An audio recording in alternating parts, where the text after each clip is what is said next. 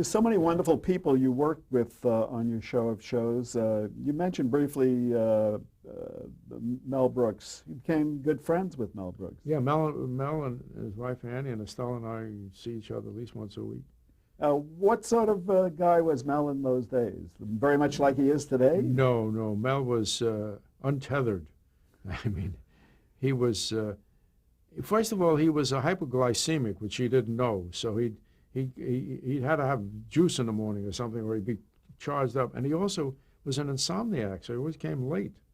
And he was always being pilloried for coming late. And he would come in hostile because people would say, let me see what you wrote. It was a worthy adversary, I must say, but he was always funnier than he was angry, so we could always laugh at him. But Max used to throw lit cigars at him. He used to get Max so mad. He'd come sliding into the room and safe, he'd say. He'd come sliding across the room and hit them like he was sliding into second base. But he was irrepressible and terribly, terribly funny. Could you see that he wanted to be on stage as well as behind the stage? No, we didn't know he wanted to perform. He had performed in the mountains in little, resorts, but we didn't have, because one time we had couldn't find a cat noise. Sid in one of these Mysterioso things, I forgot the name of it, murder by death or something. We wanted to feel the tension. So when Sid is looking around the room, he wanted to step on a cat, And they didn't have any good cat noises. I mean, the sound effects man didn't have any. So Mel, who has one tooth missing, does the best cat noise you ever heard in your life. And so he had three of them to do, 3 cues, and he's at a microphone sweating. Of course, when Sid took one step back by the desk, he's supposed to, and he was so nervous. We said, "You'll never be an actor." But he was, as you know, he turned out to be a tremendous comedian actor. Were Mel Tolkien and Louise Kellen a team? They weren't a team, but they became I think they worked together for Tammerman, for Max Lehman at Tammerman. They're both Canadians, and they really set the tone for the whole show. They're the ones who got the idea for those situation comedy things, the Victors, I think. And they came up with a lot of stuff. There were not a lot of writers in the beginning. There was only those two, and then when Mel came in, and then we started adding writers. But they were the ones who set the tone for the whole show. And they didn't even have a typewriter. Lucille used to write on a yellow pad, and she said, "You're going too fast, you're going too fast," if the people would throw Sid or whoever were throwing things around. And then we finally got people who could type, like Joe Stein could type, and what typists and what writers, I mean, that's something to do a whole, they did a thing, the Caesar's writers, right. But every one of those writers, not everyone, but more, the quotient of great writers who came from that milieu, amazing quotient. Was it very difficult for Louise being the only woman in the bunch? Well, she was cute, so we didn't hurt her. She was a very cute little girl. She was very pretty, and she didn't like the cigar smokes.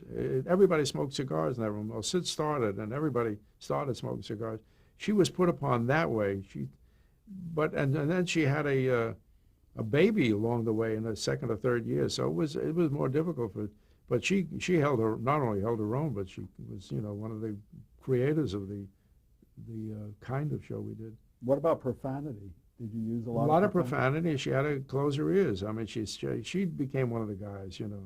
She didn't curse like them, but she knew all the words. Was it very important to have a woman among all? I think so. I think it was important to have a woman because she would service, the female part of the sketch. There would be Imogene and Sid and working the sketch, and it was very important to have a woman. As a matter of fact, we always did have a woman. After we left the show of shows, Imogene and Lucille became partners in a situation comedy that they did, which didn't work. But when we started with the show of shows, we got Selma Diamond, just to have that. She was more like one of the guys than a woman.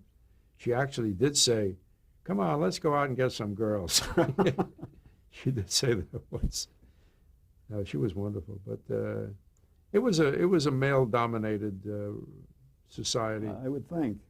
Could we discuss briefly, at least, where your show of shows was produced? What was the physical? The show of shows was moved around quite a little. When I first went in 1950, when we first started, it was the International Theater at 58th Street and off 8th Avenue. Very fine, legitimate house. And we played there for quite 2 or 3 years, I think. And then they tore that down. Then we moved to the Center Theater, which was in Midtown at 50th Street and 6th Avenue, Avenue of the Americas, the most beautiful theater that was ever built in New York. However, they made the mistake and built it in a 4-story building instead of a 90-story building. So what did they do? After we were there a year and had the best time, because we had a seating capacity of 1,000, 2,000, and the laughs were rolling. We had a big screen installed, and they tore it down, sold the elevators and tore it down. And 2 great big extravaganzas were done there prior to our coming there. It was going downhill because Max Reinhardt from Germany, the great dramatic director, did Eternal Road there, and Frederick March and Florence Eldridge did The American Way there. Hundreds of people on stage. It was a brilliant stage. Then television came in and took over. How about that? Television came over and took over the best legitimate house on Broadway, the Broadway scene, and then it disappeared. Then we went to the Al Jolson Theater, which was on 58th Street and 7th Avenue. We were there for a while. They tore that down. I don't remember where we ended up because we did a lot more shows after that. But the point is, these were all legitimate. All legit houses, yeah, made to work. Rather than a television studio. No, it wasn't a television studio. Milton Berle worked out of a television studio. We never worked out of a television studio. We always had theaters. But you did indicate you worked before an audience. Oh yes, the audience was more important than anything. We never knew where the laughs were until the audience told us. They found laughs that we didn't expect, and then once in a while they found something that they weren't going to laugh at that we thought they were going to scream at. What did you do after this exhausting week? The show was actually we had all on the air. We had all Sunday off, a whole Sunday to ourselves. What did you do that Saturday night? Did you just Saturday night, we did the same thing every Saturday night. Sid, God bless him, would spring for a big dinner at 1 or 2 restaurants, Danny's Hideaway, not Nate and Al's, Al and Dick's, but mainly at the Danny's Hideaway. We'd all go and rehash what had happened and go to bed late that night and get up and have Sunday with our family. And Monday morning we'd start all over again. So that must have been exhausting. 39 weeks a year. It was so exhausting that when I was offered to do things in the off season, I knew I had a job the following year. 13 weeks we went to Fire Island and just played with the kids. 13 weeks off every summer for all the years I worked with Sid Caesar on the show of shows. When your show of shows ended, were you devastated? Well, we weren't devastated because we knew we were going on with Sid. Howie and I went on with Sid, and Imogene went with Louise Callan, and they wrote a situation comedy show. And we stayed with Sid, and other wonderful writers came along on board. That's when we got Larry Gelbart and Aaron Rubin and Phil Sharp, and I'm missing some writers, and Gary Belkin and Sheldon Keller, and I'm missing some, I'm sure. And Danny and Doc Simon. Doc Simon came for a while. What was the difference between your show of shows and Caesar's Hour? The big difference between those 2 shows, Caesar's Hour had much more comedy and much less jumping, dancing. It's what kids call it, jumping. We appreciated the jumpers, by the way. We had some marvelous jumpers. We had Bob Fosse and Marion Niles. We had Ross and what was his name? Anyway, Gower Champion and Margin Gower. And so it was an hour, wasn't it? It was on Caesar's Hour, yeah. We had an hour. There were singers. We had singers, and every once in a while we'd have a variety act, but mainly it was sketches. Did you think Caesar's Hour was a better show than your show of shows? It was a different kind of a show. It was more satisfying to perform in because we had more to do. Right. You know, everybody wants a bigger part. We got bigger parts. Right. And some of the stuff we did was absolutely wonderful. Some of it, sometimes brevity is the soul of wit, and some sketches went on a little longer than they should have, but some sketches needed that time to develop, and we had some wonderful takeoffs of the Defenders, the courtroom dramas, and they were just wonderful shows. You were also a writer on that show. Yeah, I was a writer without portfolio, but I did learn to write by being with those wonderful writers that each one had his own style and his own kind of humor, and I absorbed a lot of it. As a matter of fact, in 1958, because I wasn't a writer with portfolio on the show, I didn't get credit, I wrote a novel. I was the first writer of the writers to write a novel, because I said, I'll show them I can write. Every once in a while I get to say, what are you talking? You're an actor. But I used to get angry and say, this is a good joke. But I did have an advantage, though, that I could go home at 6 o'clock if I wanted to. And the writers, if there was a sketch that wasn't finished, they had to hang in there. But most of the time I hung in there. If we had a real problem, we used to work through dinner, and eat dinner out and come back and work. You won your first Emmy Awards for Caesar's Eye. Yes, I did. My first Emmy for Caesar's, which was a real shock. Were you actually at the Oh, sure. ceremony? Yeah. Oh, yeah. See, the first time I was nominated for an Emmy, I didn't know what an Emmy was. It came from the West Coast. I think an Emmy was invented out here. Yes, it was. And it said, Max Liebman handed me a telegram. It came to the office. You're nominated for an Emmy. I said, what is that? And I'll never forget. I says, who? He said, they told me what it was. This academy that's starting. I said, who am I up against? And they said, Shirley Dinsdale and her dummy Judy Splinters, whatever it was, and somebody else. And I didn't win that year. That was the first year. I think the second year, I didn't win either. I think Art Carney won. I'm not sure, but I won enough of them. You won 9 of them, actually. On the shows? No, in total, you've won 9. Oh, no, in total I've won a dozen. A dozen? Yeah. But that they were for acting, producing, and Well, writing. the show of shows I won a bunch, and then I won a bunch for writing on the Van Dyke Show and producing the Van Dyke Show, and then we won a bunch of Emmys for Sid Caesar Revisited in 1967. Special. Yeah, we did a special. And then I won an Emmy 2 years ago for Mad guest About appearance on Mad About You. So, For a guest show. yeah, I've gotten more Emmys than I deserve, probably. But do you remember that first one and how you felt? I think it was Lucille Ball who gave it to me, or somebody big. I don't remember. But it was shocking.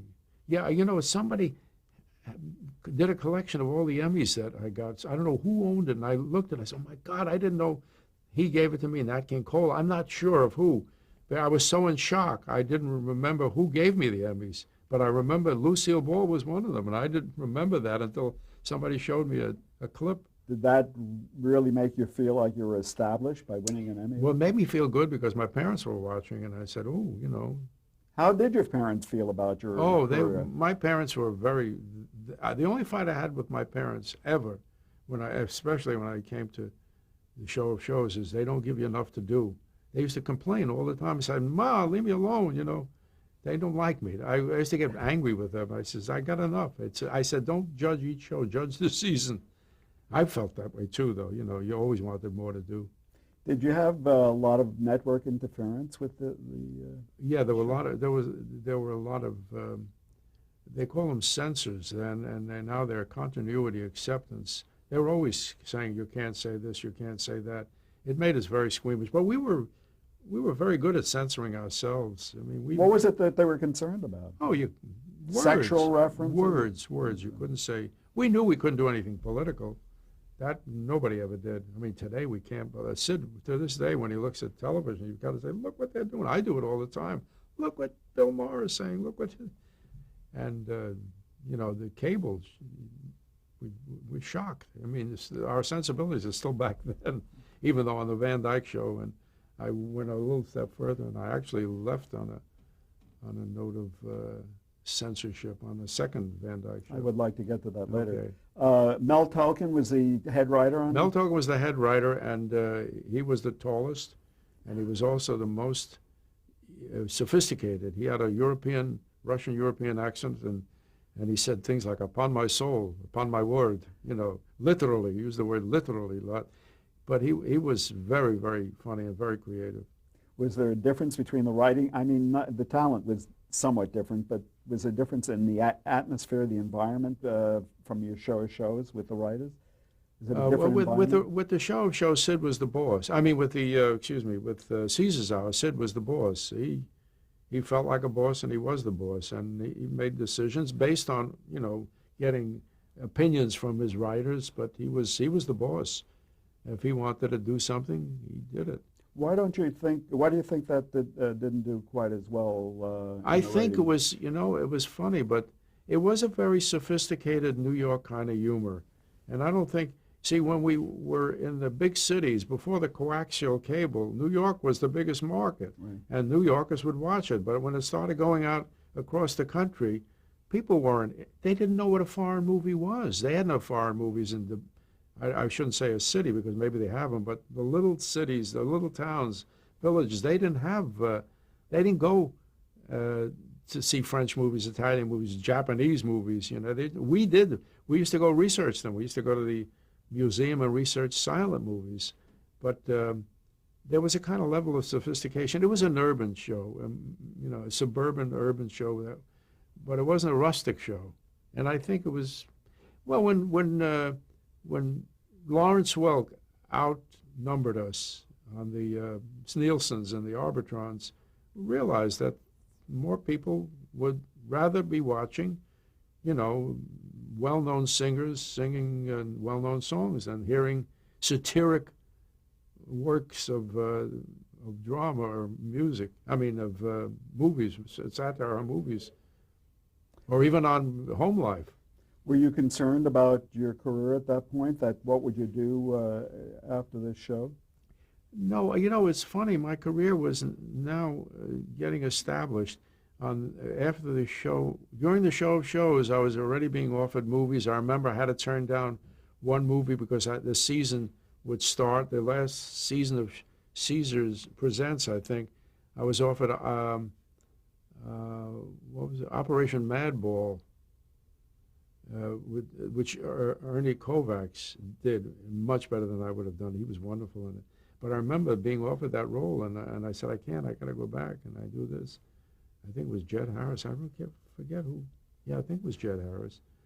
Anyway, I was starting to be offered movies, and I wasn't worried too much. I worried a little, but we had a little money, saved up, and we had a house in New Rochelle. But actors always worry.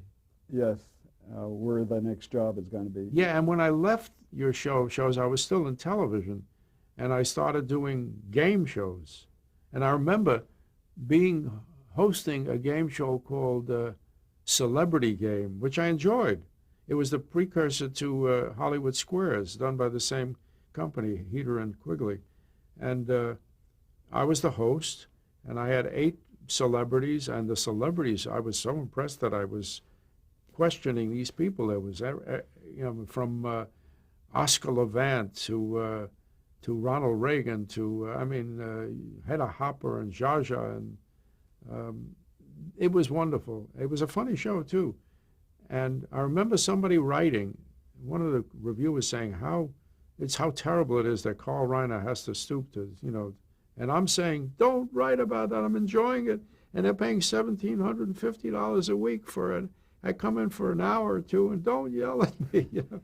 So I was doing that, and I was doing another show called, I did a lot of game shows, either as a guest or a host. I did a show called Keep Talking, which was Wolf, a fellow named the Wolf and his son, produced. And it was a cute show where I had Joey Bishop and Maury Amsterdam and Rosemary What and was the Peggy format Cass. of that show? The format is that when you start a story, Right. and when the buzzer sounds, you stop and somebody picks up, continues a story. In other words, it's like They could take it any direction they want. any direction you want. And when they stop on a certain word, you got to pick it up at that word and continue, at least logically, in that direction. Then you can go any place you want. Hey, that can still work today. I know, yeah. Joey Bishop was wonderful, and so was Rosemary and Peggy Cass. We had a wonderful bunch of people. Maury. Didn't you start doing some dramatic roles at that time? Yeah, and then television was offering me. Yeah, it was interesting because there was one role I was offered, and I was so happy that somebody recognized I could do it. There was a thing called 40 Weeks of Uncle Tom that George Roy Hill either wrote or was going to direct. I think he directed it. and wrote it. Maybe Again, no. George Bax wrote it. He directed it. Again, for people who would not know the name George Roy Hill did The Sting, I think, didn't he? He directed a lot of good movies. He was a Good famous early television Early director. television, but branched out into movies. A very talented man. And he was doing a craft theater. Craft theater had one on NBC and one on ABC. I think they had two craft theaters. Anyway, this was a role that Louis Calhern, who was a famous Broadway star in movies, did a lot of movies.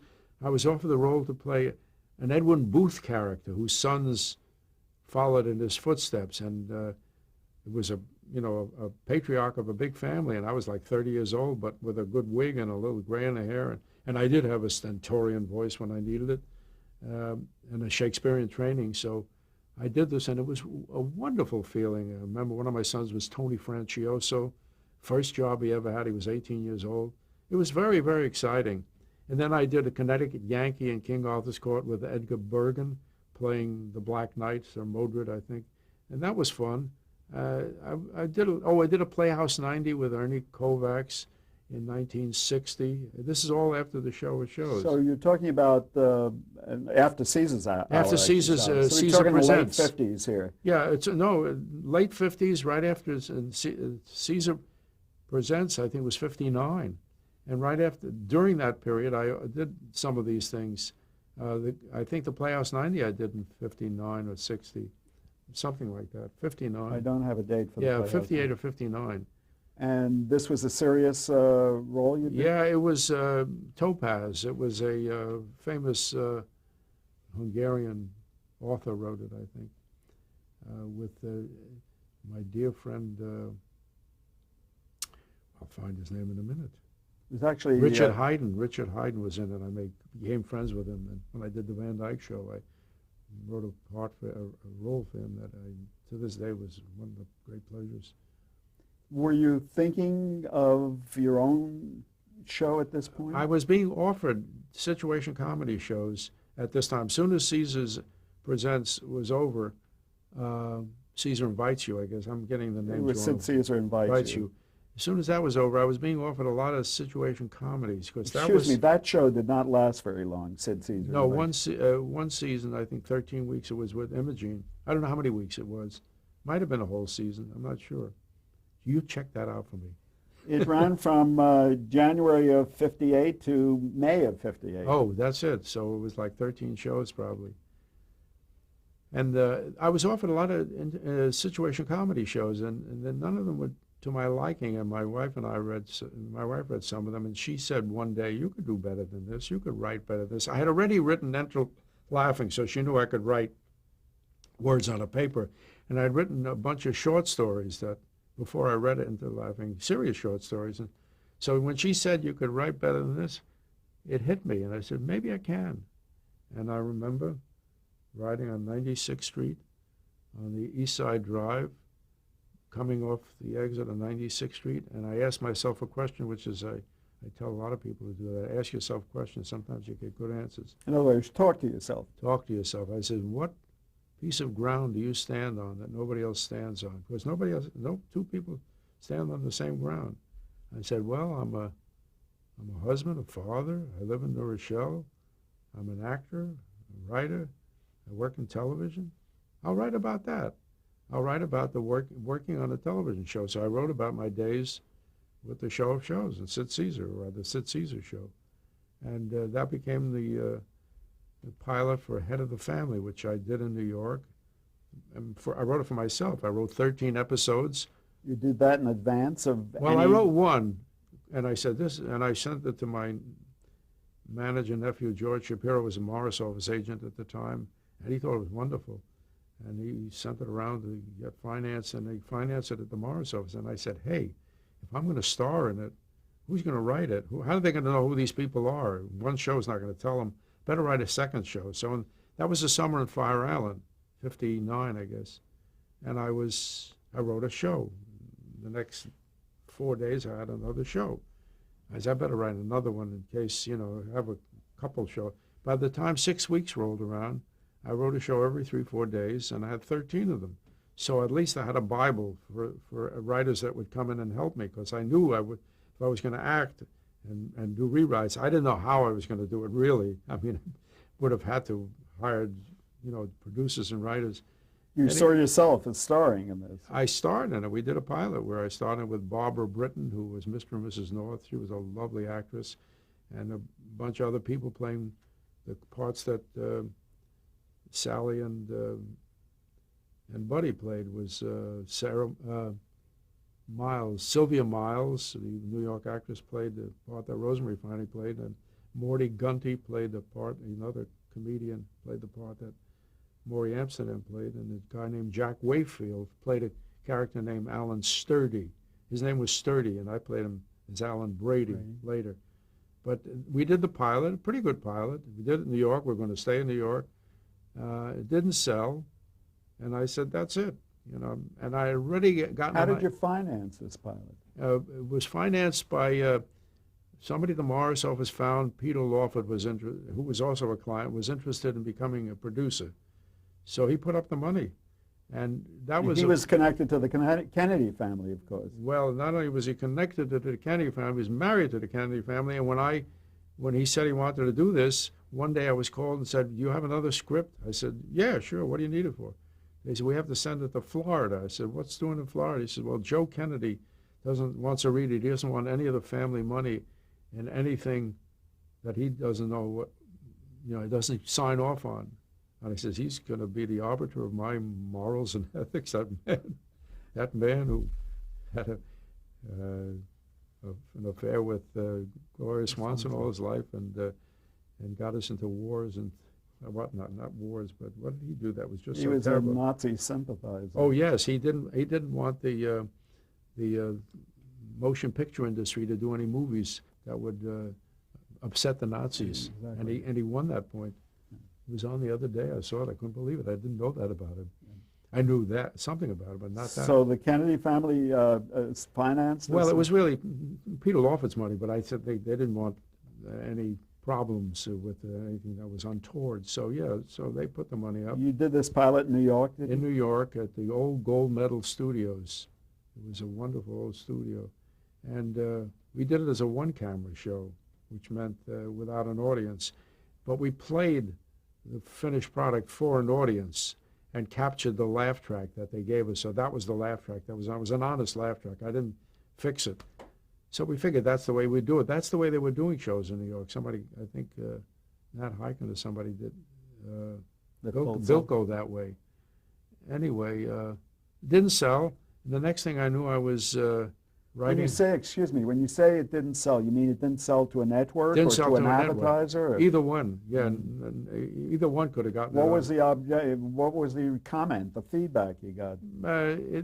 It was in there. They kept telling me it was right on top, because it stayed a long time. And that year, no situation comedy sold. It was mainly Horses and Guns, Bat Masters, and a few. One situation comedy sold, Love and Marriage, and that didn't last too long. So I figured, well, it wasn't time for me. And I was mad because I said, that's my best shot. Those are good shows. And if they don't want that, I'm not going to write anything less than that. I'd hope to write better than that. But so I had an idea for a movie that Mel and I had already done, The 2,000-Year-Old Man, I think, at parties. And I don't know if 1960. Well, it was a good year in 1960 because we did The 2,000-Year-Old Man at a party. Ross Hunter came up to me after that party and said, "You have an idea for a movie? I can see you're a writer, the way you finagle, the way I was leading Mel with leading questions."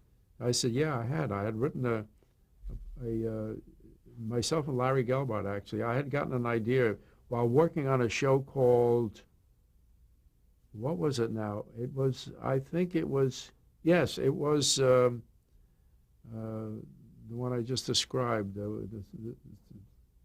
Keep Talking.